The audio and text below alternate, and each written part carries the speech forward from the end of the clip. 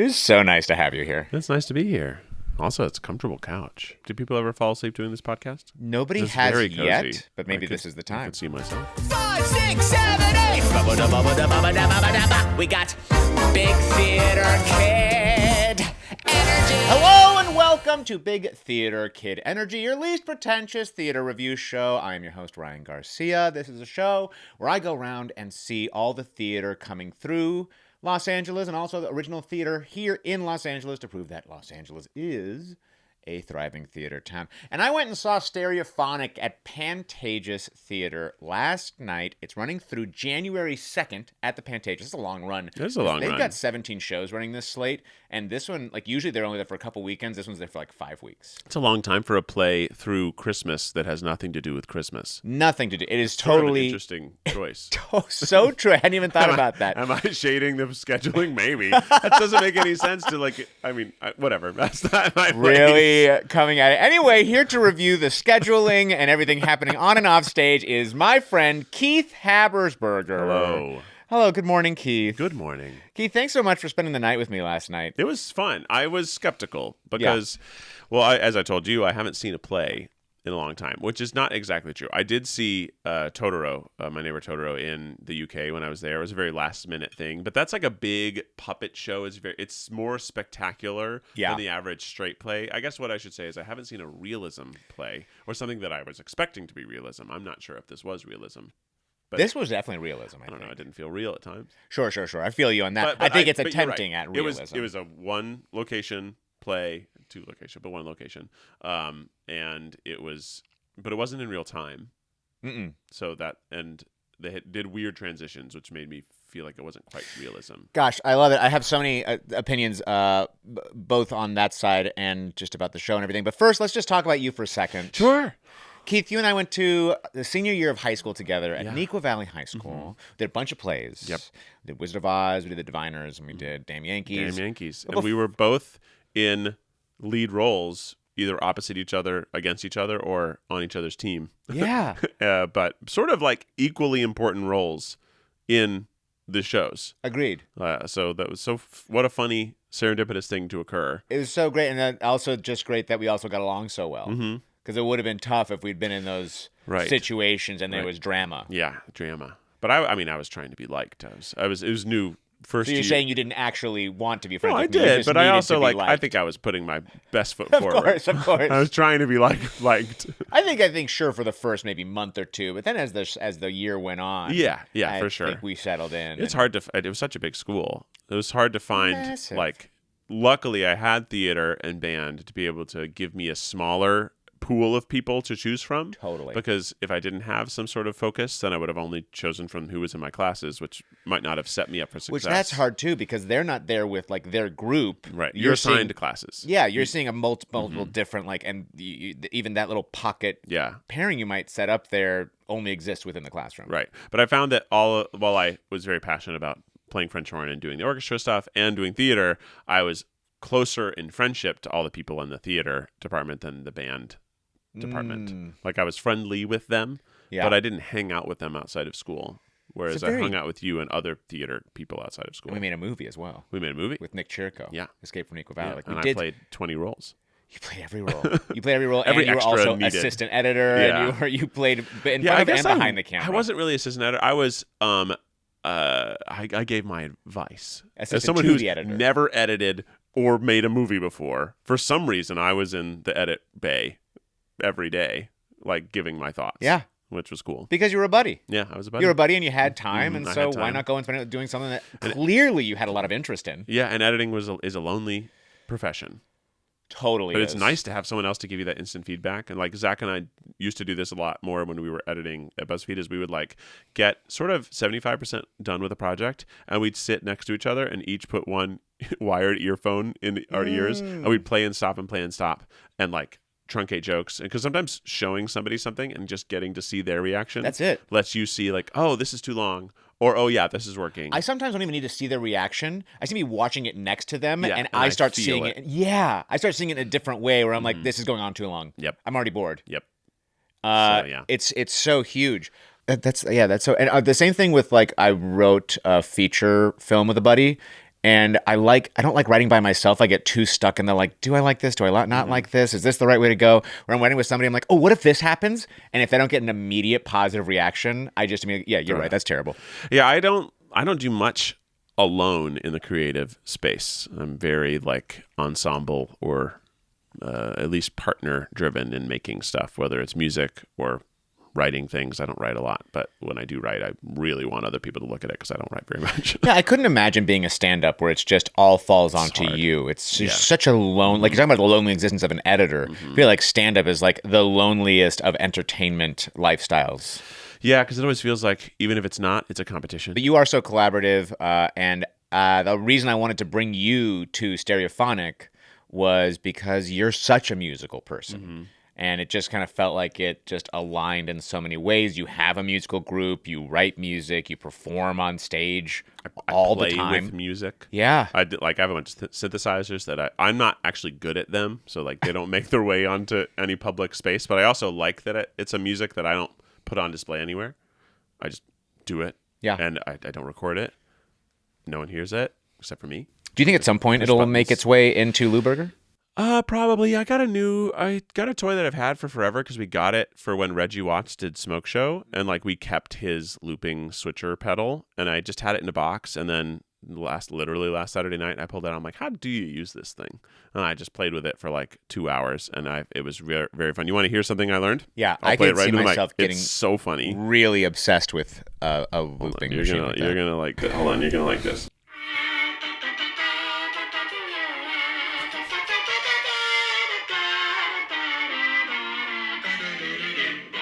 It's just me singing, but I found a thing that'll turn your whole whatever you're singing into like a harmonic triad. But it specifically sounds very mariachi in its tonality. Yeah. So then I was like, oh, I'll play the trumpet into it. And then I was playing the trumpet into the looper, and it sounded like so fun. And that is the problem that I have with it. Is that all the pedal effects don't go into the looping effect part of the pedal. Oh. So I can't like keep it looping. Or at least I don't think I can. You can't add effects. Can't keep it looping, switch to an effect, loop that, and then switch back to the loop. You need another pedal. I need another pedal to run it through. But I know how to do that. Was that you? That wasn't you looping. That was just me live harmonies. singing. And it just added a triad to what I was singing. But specifically a major triad the whole time. So it doesn't, that's why it sounded the way it did. It wasn't set to a scale. Right. It was just set to major triad, no matter what I sing. So it sort of sounds unrealistically bright. Yeah. Right. Everything was major, just constantly happy triad, kumbaya triad. Kumbaya is 1-3-5. It's a major chord. I'm sorry. Kumbaya's not. If you ever want to know how to sing a major triad, just what? sing kumbaya. Kumbaya. That's your first, third, fifth? 1-3-5. That's huge. So if you ever want to harmonize with anyone else, I'm terrified of harmonies. all you have to do is sing whatever note I they're gotta singing. go to ba. Yeah. Just can sing. you kum and I'll ya? Yeah. You just sing whatever note they're singing, and then just in your head go kumbaya. That's a major triad. Try it. Go ooh. Did I do it? You were a little off key, but you found it. I was very off key because I was nervous about even hitting the ya. You also don't even worry about doing it in your head. Just sing the note with them and then go up. So just match the note and then go. Do you feel like you could be a really good teacher? I taught improv classes out of my apartment in Chicago as one of the last things I did before I moved. And it wasn't because I was like, oh, this will be a great way for me to make money. But rather, I had a lot of friends or acquaintances who wanted to do improv but were too intimidated by going into a school. And they literally asked if I would teach them. And 3 different people asked, unprompted over the course of a few months. And then I was like, well, I probably could. So I just put out on Facebook, if enough people would like me to teach them, they can come to my home on these days and I'll teach them. And I ended up having 8 or 9 people that came for 3 months and they paid me. And then I got them a performance slot at an improv theater to do a show at the end of the quarter. And it was super fun. And I did that. I taught a lot of workshops, but that was the only course I've ever taught. Did you enjoy the act of teaching? It was super fun. I love teaching. Because I feel like as a teacher, I'm teaching what I need to learn. Right. And then I'm also just I'm on the same train when somebody's having a discovery and learning something for the first time. It's so exciting for me. And you learn through teaching. Totally. Which is nice. You become the best at your thing. Yeah. And I don't believe that whole thing of like those who can't do teach. No, it's I think like it all is of the same. right. Like It's just what you're lazy passionate river. about doing. Yeah. And also what life allows you to do. Yep. Luck is a huge factor in everything. So And so I feel like the things we're circling to is like you're such a great collaborator. And I feel like the thing you've done now with Second Try and how you've just like over the time with Try Guys, you've been creating all these new relationships and bringing in great people. Like I think, where did you meet Marissa? You saw her in a commercial? You were at a commercial? She walked by me on the street Like, while I was wild. doing a BuzzFeed video, and it was a BuzzFeed video where I did this thing for a while where I let Twitter polls decide what I did in the video. Yeah. That was like a format that I was doing, and the poll had said that I should narrate people walking by me in Hollywood, and I was doing that, and Marissa walked by me, and I was narrating what she was doing, and then she stopped because she knew she kind of knew BuzzFeed, and then I said what I was doing, and I was like, "What are you doing?" She's like, "Oh, I'm going to eat lunch with my friend," and I said, "Oh, do you mind if I ask Twitter if I could go?" Twitter, am I allowed to go to lunch with Marissa? I said, should I go to lunch with this person? I took a selfie. Or should I go I had another thing I was planning to do. Yeah. Or I had a list of options. I had already made like a decision tree of things I could do that day. Yeah. So I put out those options. They said, go to lunch. We went to Sugarfish, and I met with her and her friend, and we had sushi. And then I just we followed each other on Instagram. And then, several years later, we had like other mutual friends already. I was like, oh, who could probably do this? Was that girl I met, Marissa. And through that, and everyone, I'm sure you have stories about each person that you've met and brought in to collaborate for all the varied different reasons. But you've created this whole, basically like a glorified theater troupe. It is very of a theater cast of troupe characters energy. to populate Second Try, and whatever show each show requires and what each person's availability is, you get to pull from this great collective that you've built. Yeah, when we first made the cast, I was like, I think we should think of it as a company. Yeah. But not like a business company, like a theater company. Totally Like you is. use people, like a theater company traditionally used to be that it's like all these actors just belong to the theater. The theater does plays, and they sort of cast within their cast, and then they grab other people if they need. It's if kind of the way the production old needs it. studio system worked Yeah. as well, where So I it's was like, no, you are with Paramount. Yeah. And we do that too, although obviously nobody who works with us is locked out of doing anything else because that's sort of ridiculous.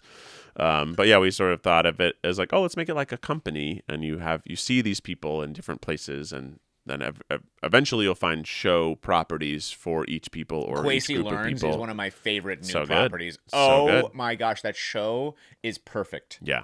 It's great. It's perfectly in line with what he does so well. Yeah. And you all figuring that out and just like marrying. When we were on the red carpet, that person said they saw our ghost hunting video. That's right. And they watched it because they had a ghost hunt coming up and they had to prepare. Yeah. How do they prepare? Yeah, people use Try Guys videos as education because there That's is great. education in them. Yeah. Like that is the whole idea. It's us learning how to do something. So you sort of kind of learn by watching it. Yeah. How different do you think you'd be as a person if you'd gone down the French horn music route rather than the improv performer route?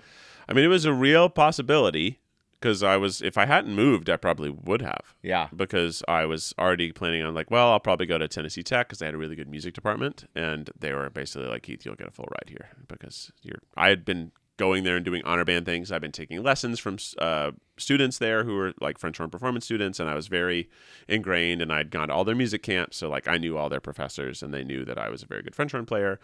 But then I moved, and I kind of took that move as an opportunity both to be a better musician, but I just had no theater opportunities in Tennessee other than church plays. And then you went to one of the coolest theater programs. It was one of the, best music programs. best arts public schools in the country, I would say. Real, yeah. And it won multiple Grammys for it was its crazy. for its arts Yeah. program. I technically won some percentage of a Grammy On your way to your EGOT. because I'm on the recording that did get a Grammy. Me too, So because I sang. we have Grammys. Oh my gosh. Technically, we're Grammy winners. That's the one that I thought would be the hardest for me to get if I was on my way to EGOT. Like the other it's ones, like I'm historically releasing, the easiest to get.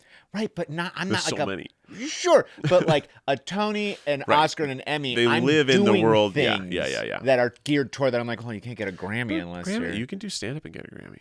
I don't want it. It's too lonely. Because it's Remember not how just music; lonely? it's recording. Maybe I'll get one for this podcast. I don't know if they have Grammys. They should. They will by It's the a time this recording. podcast takes off. Maybe. Maybe. Maybe. Let's jump into the show now. Stereophonic. Stereophonic. I was at the Pantages Theatre, and if you want to know more about the Pantages Theatre, listen to my episode with Brock Urich about Les Mis. I talk about the history of the Pantages and the What a seat show. count. Love And Les oh my Mis. gosh. And again, still, this is now the 15th episode I've done. Les Mis is ranked number 1 of all the shows I've seen. Yeah, of course it is. It's unbeatable. I think it may be for the rest of my life the best show I've seen. Yeah. When it was here at Pantages, we should get to the show, but I was going with Lou Berger, and they let us climb around on the wall. I climbed up on the wall, and I waved the big flag. That's pretty cool. It was cool. Climbing on the That's- wall was cool and a little scary. Wow. So we saw Stereophonic, written by playwright David Ajmi, with original music and lyrics by Will Butler, formerly of Arcade Fire.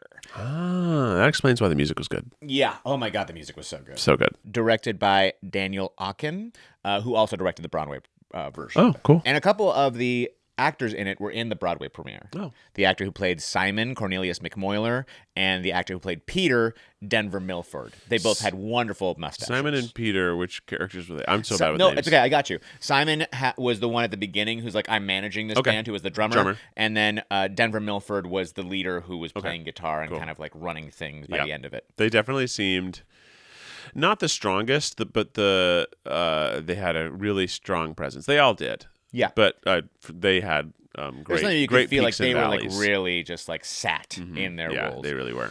So what is Stereophonic? Stereophonic is a fly-on-the-wall 4-act play. I know you said 5 acts, but it actually, I think, is 4 acts. Although I didn't see where it said up there where the 4th act began. I saw when it said 1st and 2nd act. Yeah, and I said, yeah, I thought I saw 4. You saw 4? Yeah. Okay, I just Because wasn't I paying remember attention. when it said 4, I was like, we're only on 4? I think it's by the way, before I give you the one-liner, I think it is. I watched this show, which was a tough show called. I won't even say what it's called, but they had chapters, and it hit like chapter 22. And I'm like, don't. This Stop is a it. terrible device. Your audience is going to be weary. Stop letting me know. Because now I'm getting like, is this a 50-chapter play? I don't need it. I don't want to Right. know the acts. No. This is a fly-on-the-wall 4-act play with live rock music that follows a fictional 1970s British-American band as they spend a year recording a make-or-break album amid addiction, power struggles, and creative fissures. Stereophonic. Let me start by saying this show is awesome. Yeah. The music was unbelievable. The performances were so great. Like, I loved all the little, like, they had all the different pairings that they would create, and people would tell these stories. Like the one story about the ball that came out of somebody's scrotum. And That was crazy. I was like, I was on the edge Yeah. of my seat. That guy was great. That guy was great. Stephen Lee Johnson played Charlie. That character. Thank God for that character. Unbeatable. Thank God for that character. He got so many laughs just by existing. He was just there to be a comedic relief due to When the they huge said, amount of tension. all Grover, the can you give time. us a moment? And Grover leaves. And then it was like Grover and everyone. And And I also, at the same time, was like, yeah, I don't know the character's name. I don't think they say it very often. Yeah. I was trying to clock everybody's name, and they don't say everybody's name a ton. Right. But I definitely did not know Charlie's name, No. and that was a really funny bit. Yeah, this show was, I thought, so just like grounded and realistic, and the music, the way that they would. I thought one thing that I really liked about it is how it really showcased the creative process and how monotonous and like down to the nitty gritty it can get, where it seems like, oh my gosh, it must just be so grand and exciting to write an album or to record an album. And maybe it starts that way, but then you're like, we're just hitting these harmonies and you hear nothing but,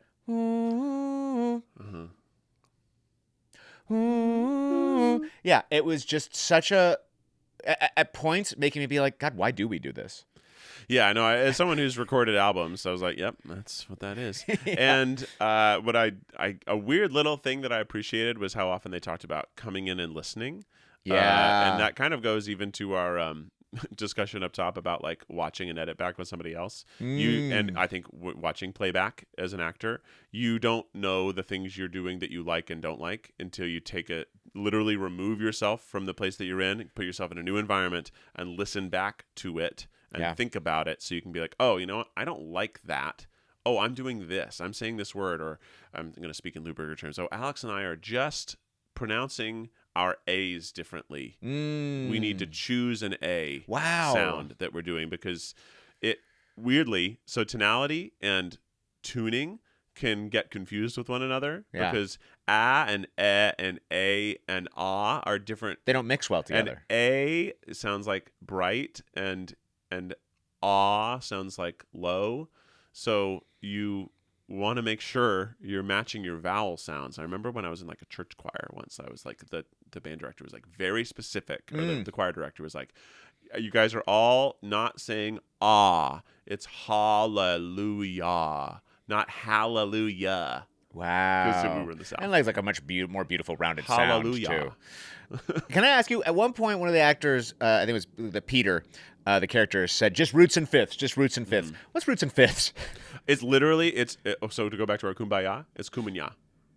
So root is the bass. Oh, kum and ya. Yeah, so it's the bass of the chord and the fifth of the chord. Gotcha. And the thing about roots and fifths is without the third, it doesn't tell you what the quality of the chord is. Yeah. So the third is where the quality is. The third is what makes it major, minor. So it's the difference between dun dun dun and dun dun dun. So, but the top and the bottom, the roots and the fifth are the same. Right. So it gives you a structure that allows everybody else to paint the color of the chord within. And you can't fuck up the chord. Right. As soon as the bass player starts playing a third or a fourth or a sixth, it has an opportunity to be like, if we don't follow along, it's going to sound weird. And it just it grabs your attention. Right. And the bass is kind of just foundational. Remember when this video will come out, the jazz video. Yeah. They were saying to me, the tuba, you can't have fun. Yeah, I remember that. You are kind of the heart. You were with the drums, but you're actually even more than the drums. You were just giving the foundation of the chord the whole time. You don't get to have fun. Mm-hmm. When you do a solo, you get to have one moment of fun, and then you have to be just going bum, bum, bum, bum, bum, bum, the whole fucking time. And the trombone player said to me, you got to be having more fun. Yeah. He's like, you're the saxophone, and right now you're playing the same thing that the trumpet is playing and that the lead singer is singing. We already have that. Yeah. You don't have to do that too. No. Get out there and just give it some color. Yeah. Yeah, you get the To definitely like ride on top and give it some kind of like extra flavors that aren't already be given by the bass of the it's a trombone. So the trombone operates as the tenor and you operate as the alto. Even if you're playing a tenor of your saxophone, and there's the color because the lead is going to be giving the soprano, the trumpet is giving you the melody line. Yeah. The other two give you the color of the chord, and the bass, the tuba, gives you the foundation. Also, when you're recording with Luberger, how big is your Coke bag?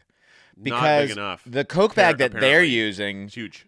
Wow, I think that lasted them the whole year. I don't know how you could do that much Coke and sing. I know, the 70s. It seems like, isn't that bad for your voice? It's not good for, it's not good for your breathing, I'm assuming. How many ENT doctors did they have, Yeah. I mean, no wonder all those people their throats were getting worn out. I mean, she couldn't, there's a point where her voice is ripped up. There's not like a thought, I think, in the 70s to like vocal placement, to smoking. Vocal protection. They're smoking cigarettes nonstop. They're smoking weed nonstop. I think that in musicality, there absolutely was, but in rock music, there wasn't. Because like opera has been around for a long time. You have to use your voice very carefully to do that. So I actually think vocal warm-ups and warm-downs and taking care of your voice has been a long thing, not in a scientific way, but in the passed down understanding of your voice and taking care of it way. But I don't think that applies. And herbal teas and honey. I don't think that applies to rock music. No, the more gritty it is, probably the more celebrated it becomes. Yeah. And they were experimenting with sound. What I love about and rock a lot music, of other things. Yeah, for sure, is like 50s through 70s is when you start getting all those distortion pedals. Yeah. And you realize like, oh, electricity is sound. Yeah. And can be music. Yeah. That electric guitar is actually focusing in electric frequencies to make music. Yeah. When you distort it, like that's what you're doing. You're literally running it through something that fucks with the electric signal to make a funny sound.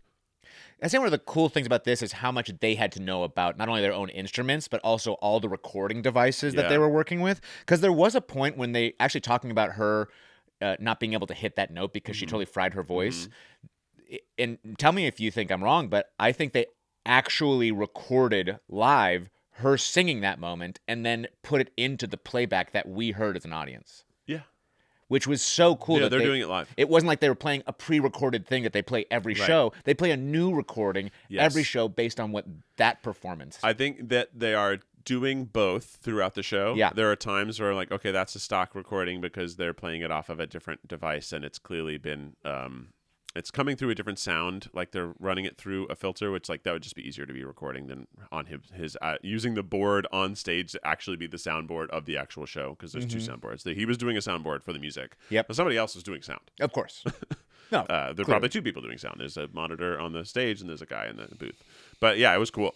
I thought that was, to me, the technical musical aspects of the show, both their instrumentation and the actual like live mixing and playing with the soundboard, was the most impressive and coolest part of the show. Really was. And one of my major notes was that I really wish they had started the show with the song. And I know why they didn't. But if they had given us the musical impressiveness of that band right out the gate, I would have cared about all those characters so much more in the first act. In the first act of the act. Like, they're not just the first before I had an intermission, but the first act of the show. They tease you with music. They're introducing all these characters one by one. It's very slow how they introduce them, in my opinion. Yeah. It also, I didn't love how much time everybody took. I think it was too much time. They like the transitions from scene to scene and like jumping time were so fast. And I think it's because they were like, we don't have any other space to take time in this show. Like, I remember because they really took their time in all the scenes. When the piano player first entered, when she entered, I was like, this is insane. Why is she walking at this pace? Yeah. This is so weird. And if they had done that after me hearing their music, I would have actually found it like funny and interesting, and I would have had this like foundation of being impressed with them, that when they showed me peel back the layers of their little onions as characters, I would have had more sympathy, it took so long more to get frustration, to the first song. And like, because like I would have been like, oh dang, that guy's totally an alcoholic and fucked up right now. Right. That's crazy because he was just playing the bass. But that's a real thing. There are musicians who do that. But it is the thing, like when you're seeing a musical, you get the overture first to get you into like the vocabulary of the trust the show. And then also, but when you're seeing like, even let's say like, because I would say that their musical ability is all their superpowers, right? And when you're seeing even a superhero movie, like the opening tag is showing how powerful either the antagonist is or showing you that the protagonist also has these incredible abilities. Yeah. And this one is like, no, we're going to wait to show you that. And I understand why. Totally. Because literally in the first act, they find out that they're a successful band. Right. So they were hiding that from us. And I think it's also fun to reveal how good it is to sort of... But I think you're right. Good. I think but before we even get to that, like tying into their stories, I think I would have been more okay with taking the time to get to know them if it wasn't such a long show. Mm-hmm. It's such a great show, but I don't think it needs to be that long. No. It can be a 2-hour show, and I'll be just as invested. I'll be even more invested. Yeah, but they're not going to make any cuts now, not because of what we say. No, why would they? This is the most Tony-nominated show of all time. That's and crazy. It won 5 Tonys, which I think was Best Play, Best Direction, Best Sound Design, Best Scene Design, and Best Actor for one of the actors, Will something. I'll definitely say that it definitely should have gotten Best Sound Design.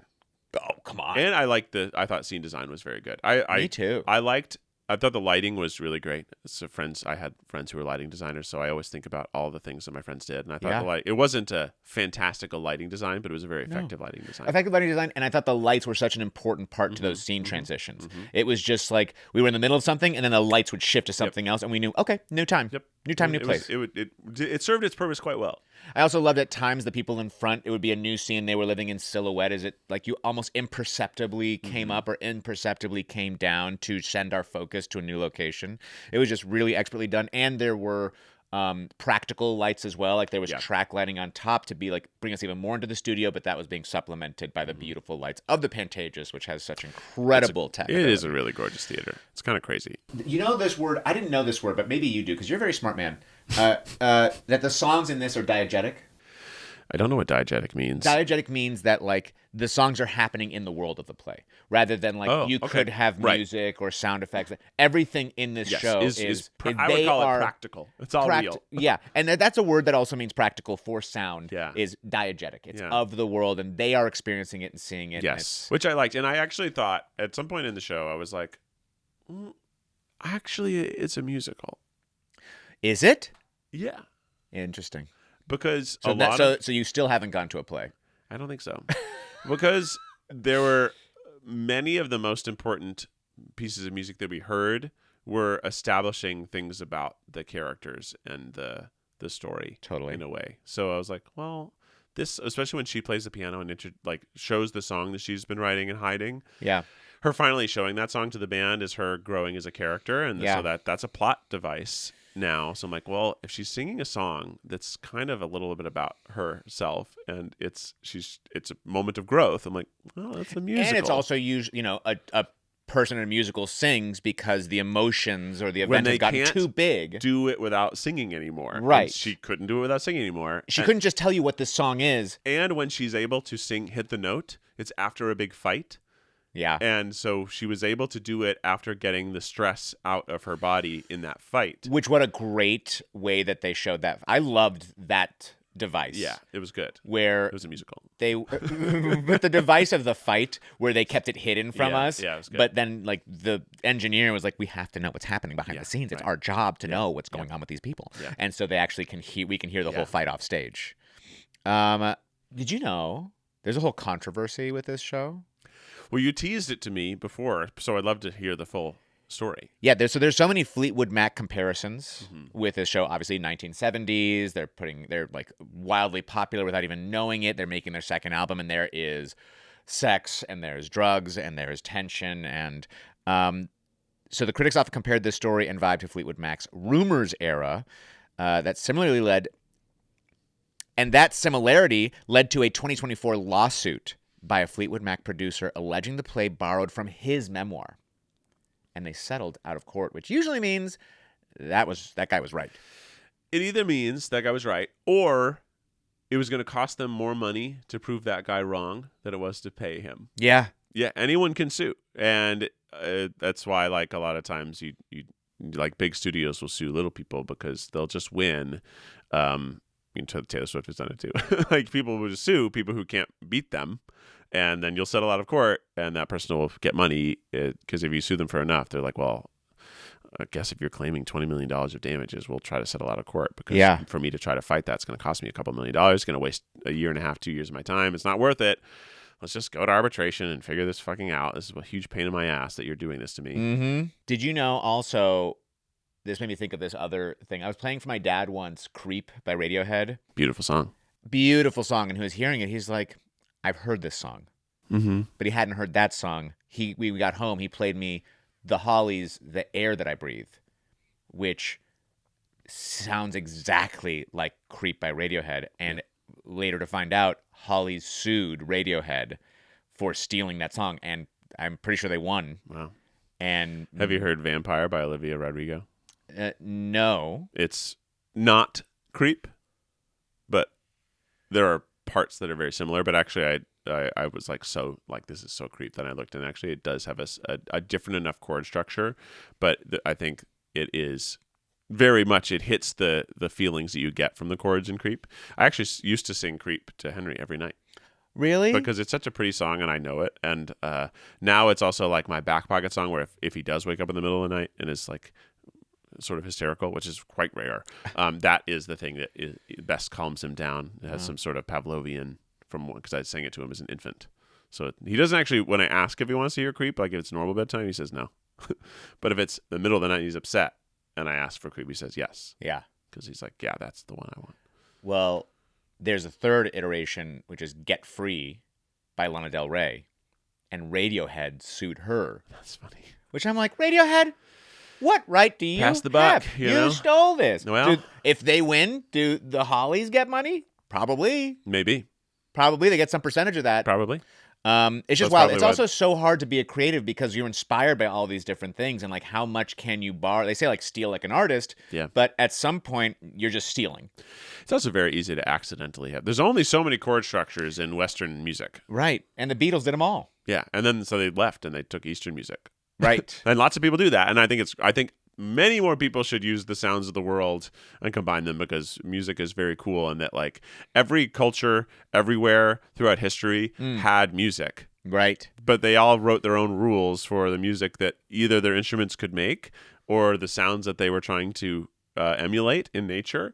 So like, we think of, I'll say broadly, which is not specific enough, but like Asian music, but a lot of like Chinese music uses the pentatonic scale. So, which is when you only play the black keys on a piano. Yeah. Like that's a pentatonic scale. Right. And like, so that kind of music has that feeling, because that is like there was one of their older scales, whereas we have our scale system. Other countries have their own scale systems, which is why music from India sounds like music from India. It has a specific rule set. We use a lot of the UK rules, obviously, because of who we are, but we use a lot of box writing principles in music theory. So like a lot of the rules of our music was actually Bach. As much as I wish that there was maybe more brevity, I wish that we had just cut down a little bit in the pauses, and cut down a bit I don't think we needed these scenes to be so long or so many of them. That's direction to me, not actors. It's direction and also writing. Totally. And you were even saying like one of the notes in the play. The way that it ends. Scene is like all of them being like they all come together and there's just drama, and they finally made this album. It's taken them forever, but it's too long because it's the 70s, so they only have records and maybe 8-track players. I don't know if there were. Yeah, I guess they did have cassettes, but it was too long. It was too long for any of the media that they were going to print this onto, and they're like, the album's 4 minutes too long. We got to cut something. And I was like, how fucking dare you? We are in our past the 3 hour. We were mark. the 3 hour. 3:07 at this point. Yeah, and you're telling me that art needs to be within the bounds of a realistic time frame? This is too long. Yeah. How could your last scene be about it being too long? The show's too long. It is also wild in a time where, like, I love a 90-minute piece of theater so much. And I will, especially for a musical or what I still think this is a play with music. Yeah. That, like, it just feels like we don't need that. And this is a modern play. 2.5. Two and a half is long max. Enough. It's long. 2.5 is long. I loved the journey. I just don't think that this play required that much time. This story. I think there were trims they could have made. I think they could have just had a less dramatic moments, and that's like a directorial thing. He like clearly wanted these. He wanted to use this artistic sort of freezing, and I get it. It's theater. It's movement. I get it, and it communicated the emotions well. But I also I was looking for something a little more realism-y because the music was so real and those moments were so real. The recording moments of like, hey, we got to track this 18 times and making the audience sit through tracking and listening to it. I loved that part where it's just like the real. Monotony of the creative process. This is real. It's frustrating. And that were real emotions that the audience was getting, that the band was getting. So then when you do someone has an outburst and everybody goes, just freezes.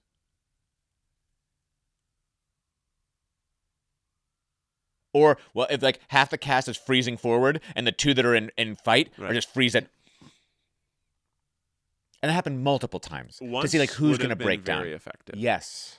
Perhaps like when the big fight happened near the end, when he was left alone in the room for a minute, like that's when you use it. Yeah. That one of those moments, like when the time that was most effective was when he had said like, "Hey, you're all alone. You deserve not to have your family with you." I was like, fuck. Yeah, that one hit the gut so hard. And it was clear that those two guys were like, it's the manager and the producer, the lead. Simon and Peter. So like these two guys are ultimately pulling the strings. At odds with each other as well. But they also are the most together to get this product to happen. So like... when it got personal, he talked about him being a father of the group, but also like this man is a father who has been away from his children for years. And Peter is the lead guy? Yeah. He had been mean to everybody on that stage, but never to him until that moment.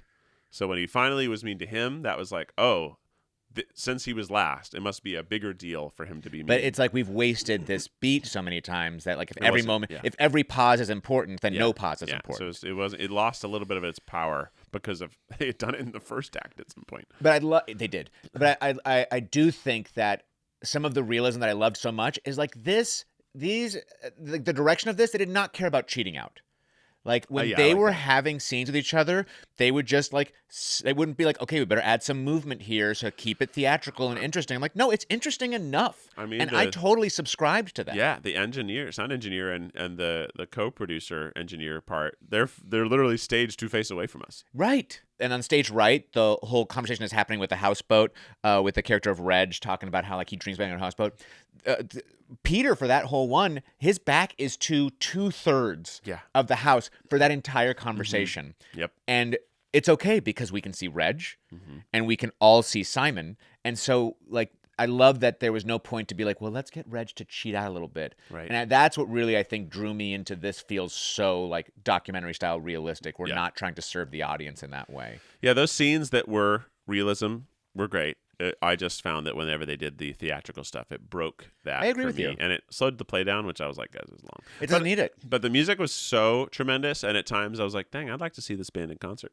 Yeah. I was like, I would just listen to this music. And the sound good. the sound system at the Pantages is already so incredible, but they added so much like heft to it where I was vibrating internally when they were really rocking out. The only thing that I don't think they did, and I understand why, because it's a touring production, so how would they do this, is they had old speakers on the stage, and I don't think they were actually using those speakers, because if they were, we would have been able to see them vibrate, and I kind of wanted to see them vibrate. Yeah. So I'm like, well, that's kind of, if you're putting a real soundboard on the stage, and you're using real tapes, and you have real stuff, and I know and some even of it's, like the tapes on the side, you could see the red lights come on when like if it was a full band, multiple red lights came on when it was just vocals or guitar, just the couple. Yeah, I just wanted to see. You want to see those speakers vibrate. I want to see them wiggle. Totally. But cool. we had the added benefit of being in the first row. Yeah, and we were also right in front of the stage left actual speakers. Yeah. So we were getting hit. We were really getting hit, awesome. but we also could see their faces so clearly. And I'm interested because this show felt so intimate to what it was like to be in the back of the balcony. Yeah. I mean, I think it would have worked. I think so too. Because of the music. But I agree. It felt like it is a show that probably at best is actually in a 250-seat theater. So it can feel really like everybody's in the music I studio. want to interview somebody from the back and say, what was your experience of this show? Yeah. Did you feel too distanced? Yeah. Like you can't see because so much of it isn't the big sweeping movements or the big dance numbers with a whole. There was nothing physically big except for one short fight. Right, but we're seeing those facial expressions, which it is playing almost in a close up. Mm-hmm. This whole play with music. And I just want to shout out these actors. Claire Dejean, who played Diana, who was the lead singer. And who was she was excellent. She was feeling worried about her, and I related to her so much. Of like, gosh, I'm what do I have to offer? Right, I'm writing and I'm singing, but I just do this shit with my hands, or I play a triangle. I get that. As someone when we toured Lou Berger, I don't play an instrument. I play brass instruments. You play instruments that take away your singing. Yes, and what I normally am singing, and I lead probably like half of the songs that we do, and I don't play an instrument when I'm doing that. Yeah. So I do feel like, what the fuck am I supposed to do? Yeah. Like it's nice to have a guitar or a piano if you're an instrumentalist. That gives you, and it's also hard. It's an extra challenge, right? You're doing two things. Yeah. But it gives you something to do. Totally. It's entertaining to look at. And I loved her arc of just being like, I can't believe that I've arrived here, and kind of like young deer, like in the headlights, just being like, I can't believe I'm here right now, to at the end, kind of, it's been 3 years since they've started this, and now she's actually able to pass wisdom along and create boundaries and own her what she does deliver, which is she is like one of the most pure artists on that stage. And also Denver Millard, who played Peter. I gotta say, I have many times played an antagonistic character, which I think he's our antagonist for this whole project. For sure. And it's hard because like the audience isn't on your side. Yeah. And you're just there to poke and be a kind of at times like a disgusting crybaby. Yeah. And I got to imagine it's not fun to live in that headspace especially for 3 hours a night, or on 2 show days. That's a lot of hours being in that headspace. Probably the only thing that helps him do it is that his character at times is justifiably a perfectionist, and he is really good. He's really good, and he's usually right. Yeah, he's right. He's just being wrong about it. He's not giving people. He's not a good leader. He's not being nice. Yeah. Yeah. That to put it the most distill it. He's being mean. He's right, but you can do it nicer, which actually is better because people are more likely to take your feedback. You can work faster, you can work more efficiently, and you can still find places that you could be wrong. Yeah. If you aren't a dick about it. You can, like, it's this inability to think that there's another option. Yeah. Or that I could grow or change in some way, because he basically feels like I'm fully fledged. I've finished, I've grown. And so there's nothing else I can learn now. I like the monologue from the drummer that was music isn't perfect. It's not meant to be perfect. It's meant to be, it didn't say exactly like this, but it's like, it's meant to be a conversation. It's meant to be collaborative. It's meant to be like, have errors. Yeah. And, it's because it was about the bass player taking liberties. It's about like putting it's the band is the sum of the people in it. Yeah. It's not achieving perfect music. It's the combination of these unique artists coming in and bringing their abilities together to create something cooler than the sum of its parts, not to reach for one person's specific vision. If you want that, you can be a solo artist. You can hire gig musicians to just record for you and do exactly what you want. But a band is specifically the magic of those 3, 4, 5, 6 people bringing their artistic voice to an ensemble and finding how you balance all of that together. And ego can come in and chop the legs out from underneath that creative process that you can get if you do bring all those brains together. Like the Beatles wouldn't be the Beatles if you didn't have Ringo Starr pulling weird shit sometimes. That's right. Yeah. He's actually one of the best drummers ever. Yeah. But we actually only think of him as this goofball. Because he happens to be surrounded by these geniuses. Yeah, and his ideas are goofy, but he actually if you haven't listened to Ringo Starr just drumming, go. Because he's like, oh shit, he's actually just as good as every one of the Beatles. He just sounds goofier and wrote dumb songs. He wrote good songs too, but he wrote dumb ones that were fun and silly and weird. But his drumming skills are like at the top. He's great. You were talking about Cornelius McMoyler, who played Simon, who was he just got so powerful as the show went along. I loved his whole storyline. Christopher Moad, who played Reg, who had his whole alcoholic to now like full on Buddhist. His outburst. It was funny. I was like, I had one drink. Yeah, it was funny. It's really, really well done. I like him as a character. That was good writing. They gave us a different character with him. Yeah. He was basically what you call it, like a trunk character. Yeah. But not. Right. Like he played 5 characters, but they were all the same guy. It was the same guy, but he had so many moments of he was going through discovery. Now I know who I am. Yeah. Now I know who I am. They were all completely different, and they were great, and they were so fun. Emily Probably Kawachu, the most fun part to play in the show. Think, him or Charlie. Charlie was who was the assistant editor in there, or not editor, assistant engineer. Emily Kawachu, who played Holly, who just had like a silent power to her the entire time, and the keyboardist, and really impressive. Jack Barrett as Grover. I just thought he was like, not only did he just like felt like an engineer, like everything about him just fit that role. He had a beautiful. I love at the end when you discover that like he hadn't been hiding as well as he had, the whole time. Like everyone really knew all his secrets. I thought that was a great part of it. And I really want to shout out Stephen Lee Johnson, who played Charlie, because what a scene stealer. Yeah. What a scene stealing role. Yeah. And executed perfectly. Yeah, he did it great. He was great. He was a joy. Every time he was there, I was like, well, here's who I will rely on for humor when things get crazy. Yeah. So great job to the actors. I think they did tremendous. And I will say, to the writing of it, it was well done that every character was given some established problem that they needed to get over. They all get over it, except for Peter, who establishes that he actually has no problem. And so he doesn't get growth. Look, a man from the 70s. Yeah. A man from the 70s. He has no access to therapy or thinking that he should go into therapy or learn about himself. He's cooked. Yeah. And I don't think there is space for him to grow. He's also like a genius. Right. So it's hard for him. He's very like Steve Jobs issue. Yeah, where he's like, he's hard to find his own faults because he also is very good. Yeah. Keith, why do you hate plays? Why do I hate plays? Keith, why won't you go to plays? They don't appeal to me. Yeah. I don't really know why they don't appeal to me. I like musicals because you know what it comes down to? If I'm going to go see a piece of something, I want it to be either really, really funny or really, really visually cool or musically cool. But I don't really get excited by dramatic acting. Right. And no heightened text, like no Moliere or Shakespeare or things like that. Well, I like Shakespeare because it's funny. Not all of it. I like the funny ones. Sure.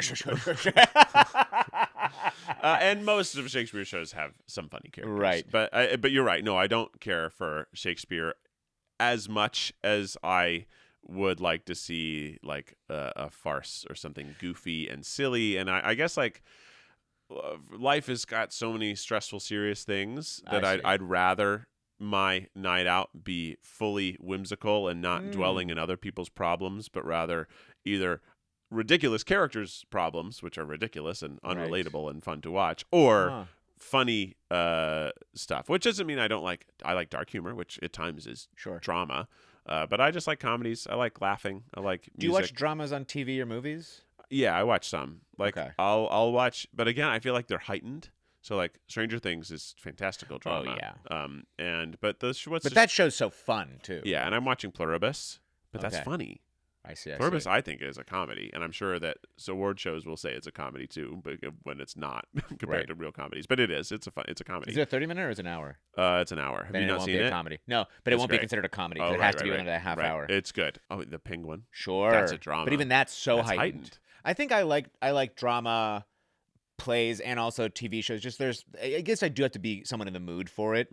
But there's an aspect of it of like, yes, life is hard and we all have our own trials and tribulations that we're going through, but sometimes watching something like that, it helps me work through my own stuff. It helps me feel seen, seeing somebody else go through it. You also like to do dramas. I do. I mean, I do much prefer to be in a comedy. I think that I like being the comedic character within a dramatic piece as well, living in that dark humor. But there's something about a drama that it allows me to actually separate from my own issues in a way. It's not necessarily therapeutic, but it is a way to feel seen for what I'm going through, to be like, oh, I'm not alone. Oh, this is something that's more universal than I was giving it credit for. And it lifts some of the pressure that I'm putting on myself because I think, oh God, I'm the only one dealing with this problem. And it becomes this thing of like, no, this is universal and we're all in this together. So it kind of expands what can seem heavy, and becomes more communal, in that way. So I have I follow a lot of Broadway people and stuff like that, and somebody posted something today. I think his name is PJ. He's very funny, and he said the problem with Broadway in New York right now, and I think this actually is probably my philosophy on plays, is he said Broadway isn't cool, and I'm like, I think plays aren't cool. If I'm going to be honest. Yeah, I want you to be honest. I don't think they're cool, and I don't think they want themselves to be seen as cool. And I think even if I were like thinking about the energy of the audience last night, I guess I don't like when people have like big outbursts or big successes and people are like, yes! Something about it to me is like, yeah.